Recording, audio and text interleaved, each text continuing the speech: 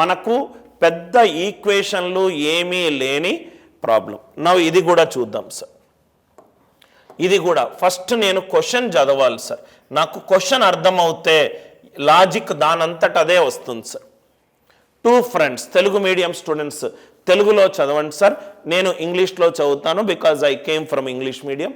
2 friends P and Q had saving in the ratio 4:5. అంటే ఇది కనుక 4A అవుతే ఇది కూడా 5A. ప్రతి 4 రూపాయలు P సంపాదించేటప్పుడు Q 5 రూపాయలు సంపాదిస్తాడు. అంటే ఇది 4A అవుతే ఇది 5A. P and Q decided to buy A gift for their sister. తన చెల్లెలకు ఒక గిఫ్ట్ కొందాం అనుకున్నారు. Sharing the cost in the ratio 3:4. ఇదేంటి సార్? సేవింగ్. వాళ్ళు దాచిపెట్టుకున్న డబ్బులు. P and Q వాళ్ళు దాచిపెట్టుకున్న డబ్బులు 4:5గా ఉంటుంది. వాళ్ళ చెల్లెలకు ఒక గిఫ్ట్ ఇద్దామని అని చెప్పి కొన్ని డబ్బులు దాచిపెట్టుకున్నారు. ఆ దాచిపెట్టుకున్న డబ్బులు ఏ నిష్పత్తిలో ఉన్నాయి? 4:5.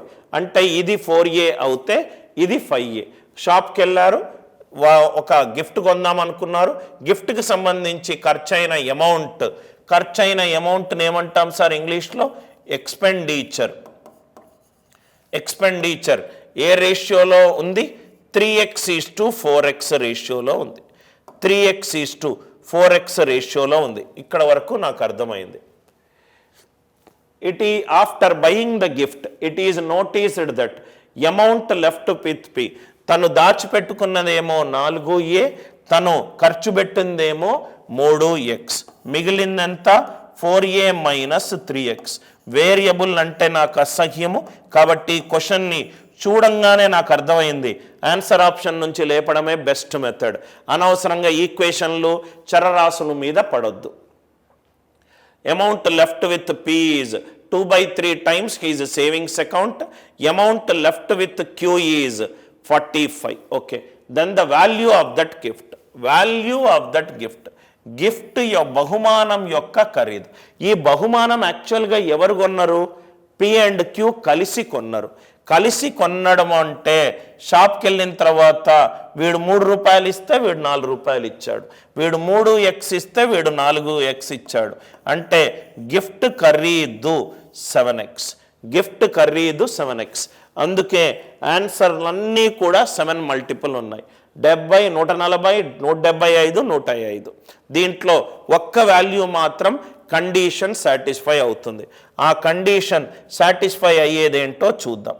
సో సపోజ్గా నేను 140 పెట్టుకుంటున్నా. కరెక్ట్ అవుతుందో లేదో నాకు తెలియదు. షాప్కి వెళ్ళాను, P and Q ఇద్దరూ కలిసి 140 రూపాయలతో ఒక గిఫ్ట్ కొన్నారు. అంటే దీన్ని ఇంటూ 20 తోటి చెయ్యాలి. అంటే ఈ P గిఫ్ట్ కోసం పెట్టిన ఖర్చు ఎంత? 60. ఇతనిచ్చిన ఖర్చు ఎంత? 80. అంతేగా సార్? 7 మల్టిపుల్. 140 తీసుకుంటున్నా. 7 మల్టిపుల్ ఈజ్ 140. 7 × 20 ఈజ్ 140. 3 × 20, 4 × 80. నాకు ఏ వాల్యూ కావాలి అంటే క్వశ్చన్లో ఇంకో ఏదో స్టేట్మెంట్ ఉంది. ఎక్కడుంది చూద్దాం. రైట్. నవ్ ఇక్కడ చూద్దాం సార్. ఇక్కడ చదవండి. If after buying the gift it is noticed that amount left with P. వాడి దగ్గరికి తర్వాత వద్దాం. 2/3 times ఈ savings account and the amount left with Q is 145. మిగిలింది 145 అట. అంటే ఈ రెండిటి మధ్య మిగిలింది 145. అంటే వీడి ఖర్చు ఎంత సార్? 225 రూపాయలు. అంతే కదా సార్? జేబులో 225 రూపాయలు ఉన్నాయి. గిఫ్ట్ కోసం Q 80 రూపాయలు ఖర్చు పెట్టాడు. మిగిలిందంతా 145. ఇది 225 అవుతే 5A ఈజ్ 225.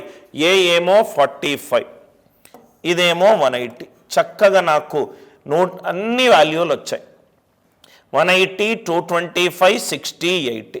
ఇది అర్థమైంది కదా సార్? నాకు ఖర్చు పెట్టిందేమో 80, జేబులో ఉన్నదేమో 145. అంటే నేను ఆదా చేసిన అమౌంట్ ఎంత? 225. 225 రూపాయల్లో నేను 180 రూపాయలు గిఫ్ట్ ఖర్చు పెడితే మిగిలింది 145. 5A 225 అయింది అంటే A 45. 4 into 45 ఎంత 180. 4 into 45 ఎంత 180. 180లో 60కి ఖర్చు పెడితే మిగిలింది 120. 1 to 25లో 80కి ఖర్చు పెడితే మిగిలింది 145. కండిషన్ ఏమన్నాడు sir? Amount left with P ఎంత ఉంది వాడి దగ్గర? అమౌంట్ 120. ఇది 2/3 టైమ్స్ సేవింగ్.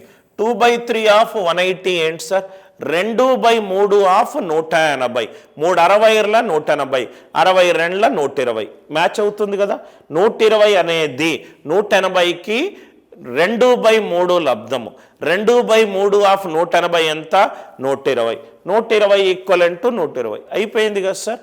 ఓన్లీ ఒక ఆప్షన్ చూసుకోవడము, ఈక్వేషన్ సాటిస్ఫై అవుతుందో లేదో చూసుకోవడం. అందరికీ ఈ లాజిక్ క్లియర్గా అర్థమైందా? మళ్ళీ చెప్తున్నాను. సపోజ్గా 2 వ్యక్తులు ఉన్నారు, అనిల్ నాయర్ అండ్ శివ అనే 2 ఫ్రెండ్స్ ఉన్నారు. వాళ్ళిద్దరు రైట్ అన్నదమ్ములు, వాళ్ళకు చెల్లెలు ఉన్నాయి. వాళ్ళు సేవ్ చేసుకున్న డబ్బులు 4:5 నిష్పత్తిలో ఉంది. 4:5 అంటే ఇది 4 ఇంటూ సంథింగ్ అవుతే ఇది 5 ఇంటూ సంథింగ్. షాప్కి వెళ్ళారు, చెల్లెలకి గిఫ్ట్ కొందామని. గిఫ్ట్ ఇంత అన్నాడు. ఇద్దరు కలిసి రైట్ 3:4లో ఆ గిఫ్ట్ యొక్క ఖర్చు అయింది పంచుకున్నారు. అంటే ఇది 3x అయితే 4x. నేను 3 రూపాయలు తీస్తే శివ 4 రూపాయలు తీశాడు. నేను 6 రూపాయలు తీస్తే శివ 8 రూపాయలు తీశాడు. అంటే గిఫ్ట్కి కలిపి ఖర్చు చేసింది ఎంత? 3x + 4x 7x. 7 మల్టిప్లై ఉండాలి. ఆన్సర్లన్నీ 7 మల్టిప్లై ఉన్నాయి. 7x అనేది 140 అంటే ఇది ఇంటూ 20. ఇది 3 into 20, ఇది 4 into 20. 80 రూపాయలు గిఫ్ట్ కోసం ఇచ్చాను. 145 రూపాయలు ఇంకా జేబులో ఉన్నాయి.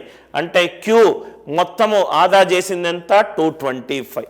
5 into సంథింగ్ 225 అవుతే సంథింగ్ ఎంత? 45. 4 into 45 ఎంత? 180.